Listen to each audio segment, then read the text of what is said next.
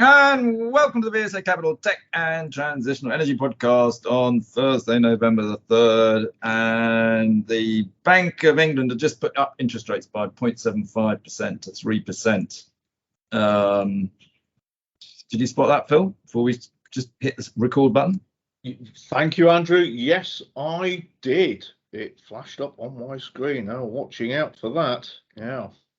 So for what it's worth, my view is it's actually still low. We need to go up to about 5%. We discussed this in the last podcast, so I won't repeat myself. But this shouldn't be a surprise. 5% interest rates, 5% inflation. It's not too painful. Honest, house prices will probably have to come back a bit, but it allows us to inflate away the government debts. It's the only way to get us out of this hole. And actually, I think the market sort of expects it as well. So we shouldn't be too worried by it all, really. I mean, obviously, if you've got a mortgage, I guess it's a bit annoying. And I don't want to sound like a cocky, arrogant person, but actually, I've been in this market so long, I no longer do have a mortgage. I haven't had it for a while. But anyway, the market's down 35 points. So it's taken it in its stride. Right, Phil. What should we? Well, are there any more sort of big picture things you want to talk about at all? Well, apart from my golf club fees going up at the AGM last night, and even inflation came into that, rising energy costs, but they got onto the serious stuff of quality of sand in bunkers, which all golfers do. Yeah. Actually, talking of sand, though, all right? Yeah. And rising prices. Some people who listen to this podcast may listen to our 5-minute morning miner, which we do daily. And actually, for the last sort of God knows how many days, virtually every day we end up talking about lithium. And of course, lithium is very relevant to transitional energy because the lithium price is just going up every day at the moment. Now, we started looking at lithium stocks 10 years ago. We know them all pretty much. We have actually acted for a lot of them. We've helped the Chinese buy some. Quite interesting today, actually, that and again, I think this is relevant to transitional energy. The Canadians have told 3 Chinese companies to divest of their lithium holdings in Canadian companies.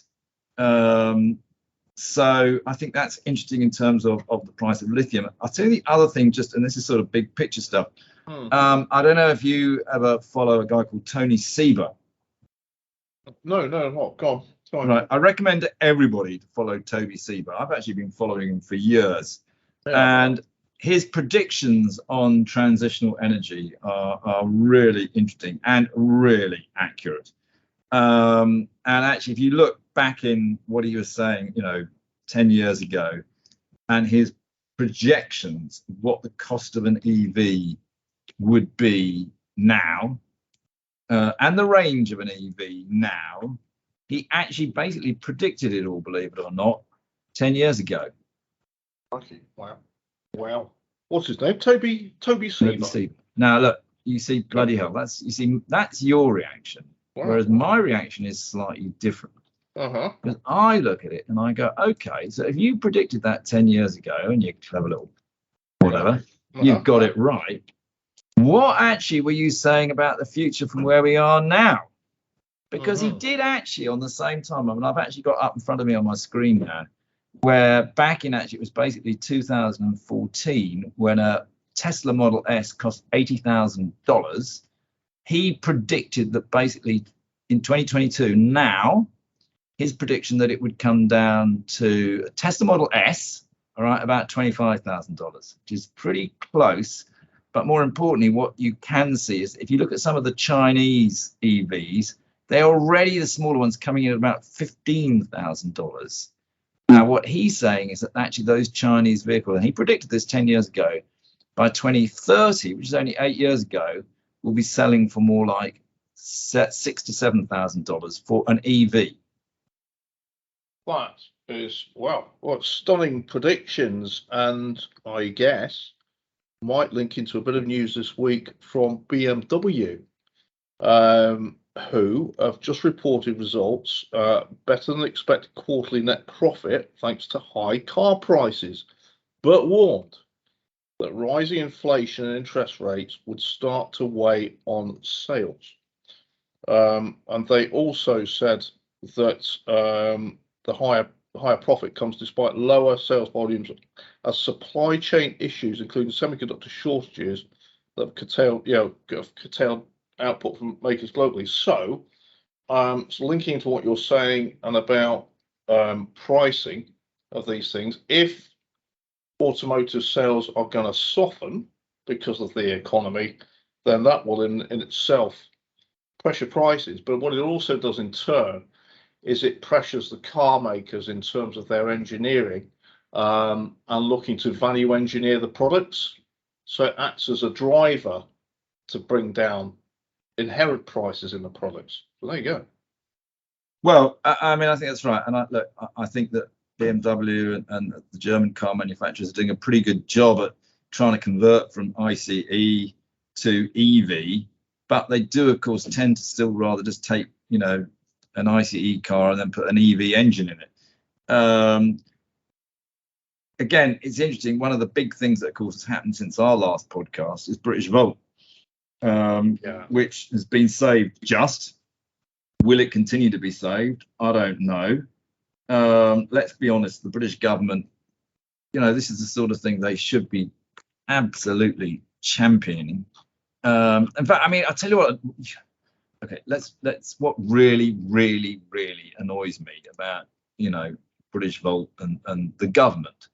All right, is if you look at what the government was saying when British Volt started.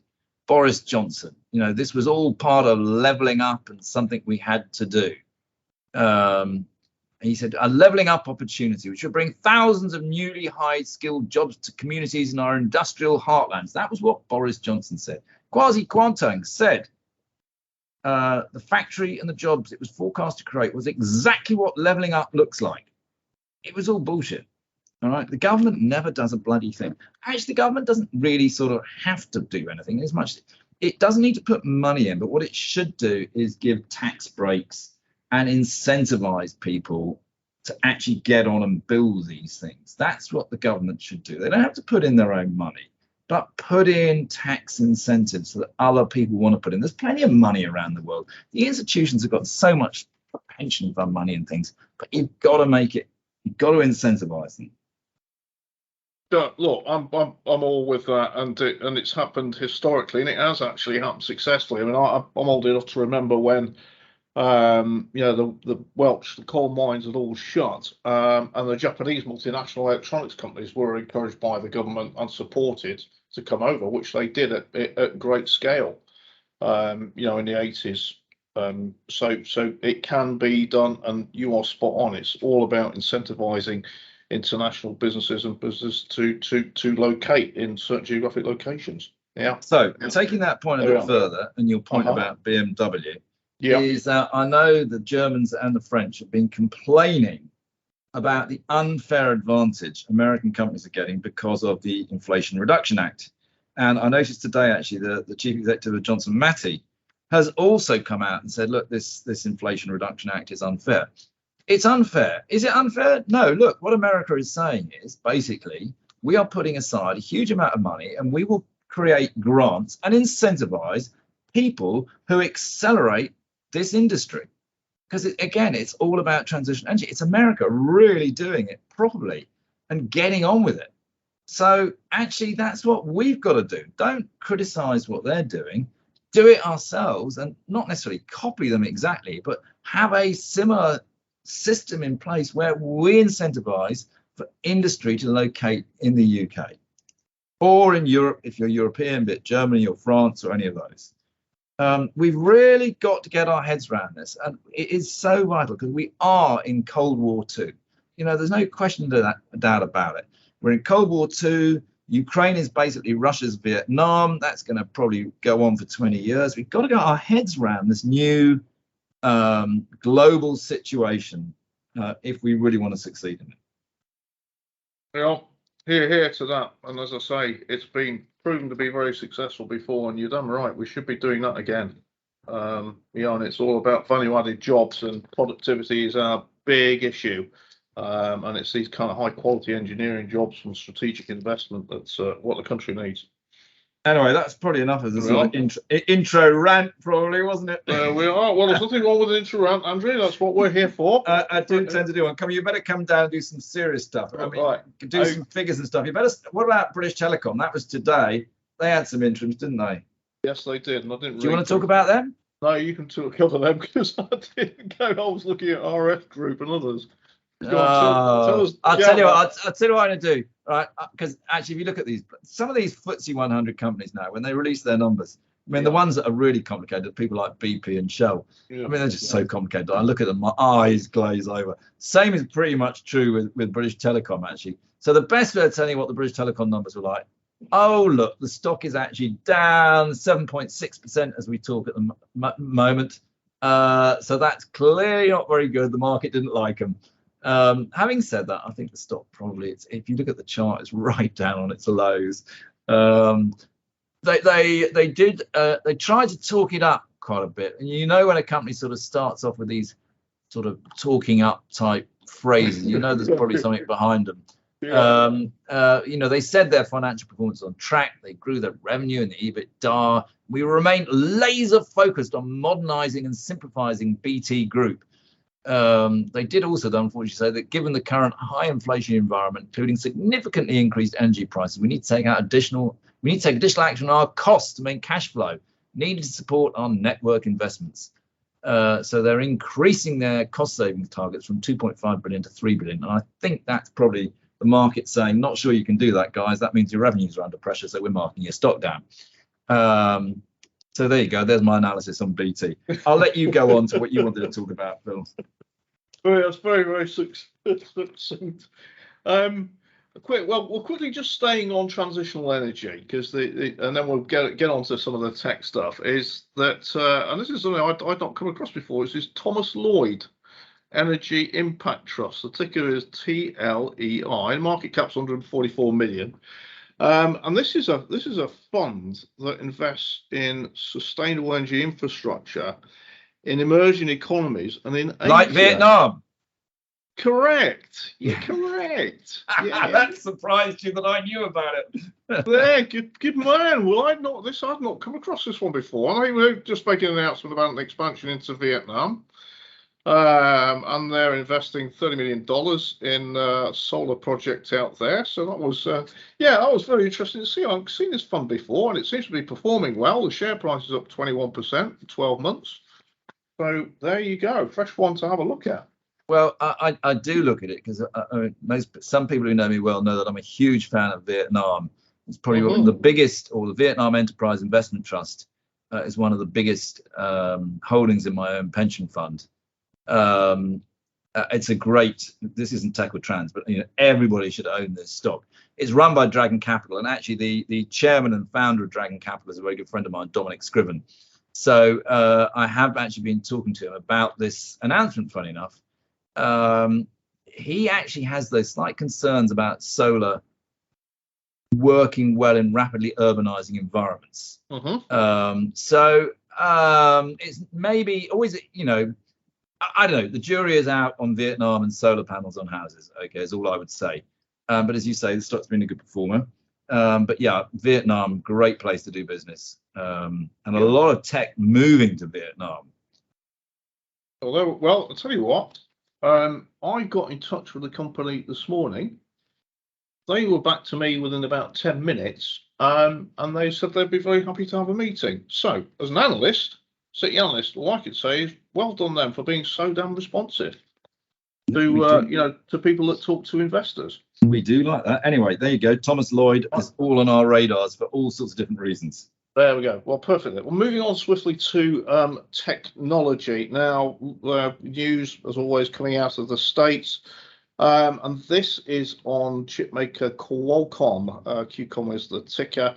And they're one of the biggest providers of chips into the smartphone industry, and they have seen their quarterly revenue is come up short of Wall Street expectations. The shares have fallen, and they said they're projecting lower than expected profits for the for the quarter, and this is in relation to smartphone volumes, and this comes kind of on the back of kind of weaker forecast, I think, from Intel, and that's chips into PCs. AMD is chips into PCs and servers. TI, I mean, this is kind of consumer spend, an economic spend starting to come off now and impacting the chip makers, but certainly the technology funds. And I think this is something that you've been certainly alluding to in recent weeks, Andrew. It has this knock-on effect, of course, into the motor industry. So Toyota this week cut its output targets due to chips and says its profits will be down 25%. So you can see how it's sort of, factoring through, shall we say. So it's a big problem. Yeah, absolutely. So we had results out from RS Group. Now, this used to be Electric Components, ticker is RS1, 4.5 billion market cap. They had first half results for the period ending September. And RS, loads of techies among you will know this company very well. They stock 700,000 industrial and electronic products. My God, sourcing from 2,500 suppliers. There we go. I mean, they're a huge distributor in the electronics industry. And in their first half, they had said that EMEA, so Europe, Middle East, and Africa, was the performance was what they described as broadly in line, which means reasonably good. Americas continues to deliver strong revenue against toughening comparators. Obviously, they had a good, through the whole COVID period and the economic recovery then. But they pointed out that trading in Asia Pacific continues to be affected by slower electronics market, reduced availability of the single-board computers they provide, but also the impact of lockdowns in China. That all said, though, their like-for-like revenues were up by 16% in the half, and the margins were up as well, the operating margins, and they saw some benefit, in sales growth from currency, but it's 250 million gain in sales and 48 million currency benefit. But kind of more importantly is what are they saying about the environment, about inflation? And they've said that they've benefited from price inflation, so this is passing on costs, and also they've held their gross margins, which is, I've got to say, that's pretty good, given sort of pricing pressure. So that's all fairly reasonable. It's going to be all about, what happens now in terms of the economic environment. And they say that they're still trading in line with consensus. But what's also interesting this morning, and we don't know what's behind this, but they've announced that Lindsley Ruth, their CEO, is to take a leave of absence from the business for personal reasons with immediate effect. So it looks like I think the FD is stepping up to the role there to manage the business. So there we go. But you shouldn't read anything into that. It genuinely was for personal reasons. Something has obviously come up. So I did notice that headline. I thought, whoa, is this something we should be, No, it's happened. Oh, of course, it happens in life, doesn't it? Yeah, exactly. Now, what about talking about one? I'm going to throw another one on your plate, and I hope you saw this. But funny enough, I was talking to a shareholder of this company yesterday, James Cropper, the company that invited us to come and visit, and the day before cancelled it and left us with train tickets up to the wild north of England, which we couldn't use. That's right, they did. And we haven't heard back from them since. But we have heard some numbers from them, haven't we? Don't tell me you missed those as well. Oh, sorry, look, I was going to I've got Computer Center, IQE, Echo Technologies. Andrew, you've got to have some. Oh, come on. They weren't. All I will say is they weren't good, which maybe explains why. I don't know. Actually, I disagree with that. I think that Phil Wild, who was the CEO, that was quite a good guy. And one of the problems with James Cropper is that it's very much a family-run business. But yeah, they had a profits warning this week, so the stock has fallen well back. Sorry, I caught you out again. I apologise. I'll just shut up, Phil. I'll let you run through the numbers you want to talk through. I'll catch you out. But James Cropper is core part of the business is paper manufacture, and paper manufacture is energy intensive. and also water, a big user of water as well. So I wouldn't be, having not seen the figures, I confess, I would suspect that they were impacted particularly by energy costs. Yeah, no, they were correct. Right. Oh, there we go. So partly. Anyway, look, I'm going to shut up now and moving on swiftly, as we say, Andrew. Computer Centre, which is Triple C's the ticker. We've covered this on a good number of occasions. They reported their third quarter to the 30th of September. And we watched this one closely because a bit like RS Components, I mean, these guys provide its IT services. So across a whole swathe of corporate public sector organisations and IT services, even we use them on a small scale, but things like cloud services, software support, cyber security. But spend on IT services is often a good indicator of business health. And they say, they had a really good COVID kind of period where companies were spending an awful lot on IT, and dealing with all the IT required for like home working, and then we saw business recovery in COVID. So they said after 2 exceptional years, Computer Centre believes that 2022 will be a year of modest adjusted profit before tax growth.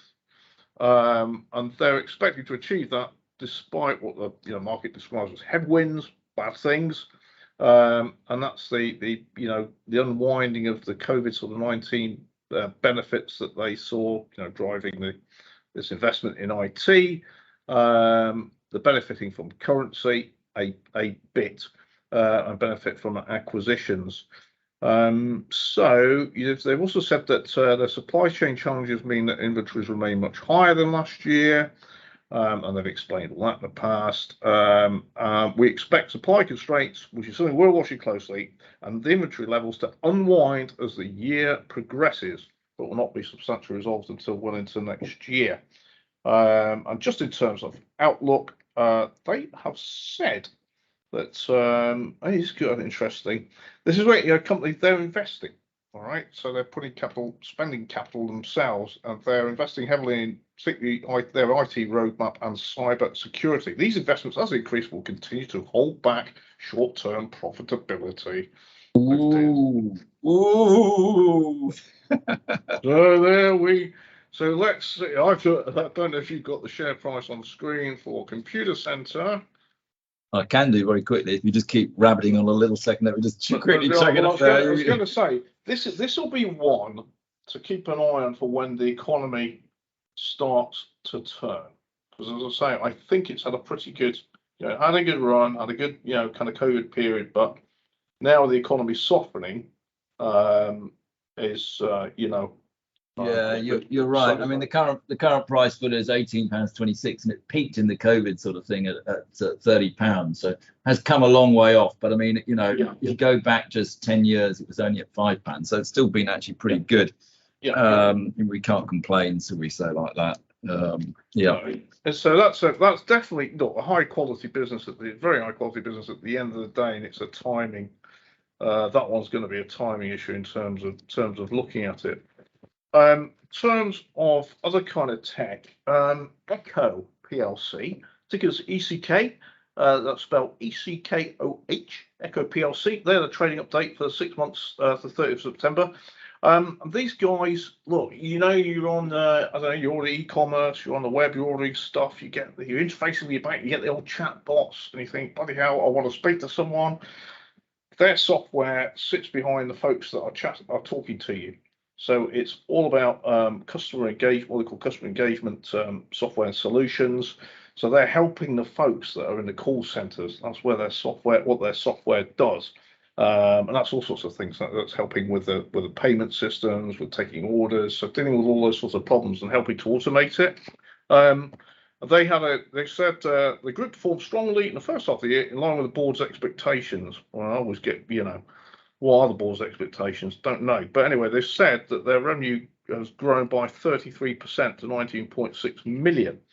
So that is pretty cool. That's pretty good. No, it's fine. I mean, I do know that one because it's in my mother's AIM IHT portfolio that I run for her. Okay. They've got a very fancy logo. I don't know if you've ever seen it. It's incredibly fancy. And it's a funny name, isn't it? Anyway. Keep going. Next one. Okay. So so their operating profits are up by 50% on 33% of sales. So that's a good thing. They've got nice leverage in there. Good traction in the US market as well, with sales up strongly there, and they're 44% of revenue. So they'll probably benefit a bit from currency there. And they have said, just looking at supporting expectations, future growth underpins increasing levels. Okay, so that all looks quite good. Despite ongoing macroeconomic uncertainty, everyone is seeing, board expect revenue and profit for FY23 to be significantly higher than FY22, and it's trading in line with market expectations. Very well done to Echo Technology. That's good for Echo. Another one I spotted this morning was IQE. That's a compound semiconductor company. Yeah, you've talked about that a few times. Well, you know what? It's easy for me to spell. But they've announced that they have won a multi-year agreement with a company called Advanced Wireless Semiconductor Company. So IQE's silicon wafers, compound semiconductor wafers, are used to make chips that are used in wireless applications. They can handle quite high power in wireless applications. So yeah, they've signed a multi-year agreement to supply wafers to Advanced Wireless Semiconductor Company, and they have said they've been working with them for over 20 years. My word! So it's a 3-year supply agreement, and it's for wireless products that will include 4G, 5G mobile handsets and Wi-Fi products. So there we go. It's for IQE. Right, we're going to run out of time in a minute, Phil. Right, well, that's fine, because I have run out of companies to talk about, Andrew, sadly. Well, I've got one more, actually, that we do sometimes talk about, because it is a technology platform, and it's Aquis PLC, which owns the Aquis trading platform and Aquis Exchange. Just wanted to mention they had a capital markets day yesterday, talking about where Aquis is going and everything it's doing from a technological point of view, mainly on their trading platform, which, I mean, it got me completely confused with dark pools and auction pools and you name it. Bloody hell, I had no idea just how complicated this whole market was. Although what was slightly strange was it was an Aquis presentation. All the team at Aquis were there, were presenting, did really good presentations. And then they had a funny little bloke at the end called Andrew Monk, but it was me, doing a little bit about how we do Aquis IPOs, dual listings, you name it, because they find it quite interesting the way we have, really cottoned on to the fact that Aquis is an inevitable competitive exchange to the LSE. But I just mentioned that. It was actually really good. The stock's come back a hell of a long way. In my view, it looks really cheap for a technology growth stock exchange. And also, of course, it's a great little intro into the fact that VSA is holding the Aquis Showcase Day on November the 29th. We've got about 20 Aquis companies that most people don't know an awful lot about, which is why they're interesting. If knowledge on a company isn't widely available, always a good time to look at it, because when everybody knows about a company, it's fully priced. So there's probably a lot of non-fully priced companies at our Aquis Showcase Day, and we are holding the Britain's Got Aquis competition with Andy Bruff, Rich Rickey, Judith McKenzie, and Jim Armitage as the judging on the judging panel, but also all of the people in the audience will be able to vote as well. If you want to know more about it, just have a look at VSA. It should be plastered over. It's going to be a really good event. And on that note, that was a little bit of a push for one of our events. I hope everybody enjoyed it. Hope it wasn't too much of a rant. Hope you got some knowledge. If you disagree with anything, as usual, do tell us, and we'll try and find something even more interesting for you next. Well, not necessarily more interesting, but we'll be back next week. We certainly will, Andrew, and I look forward to that.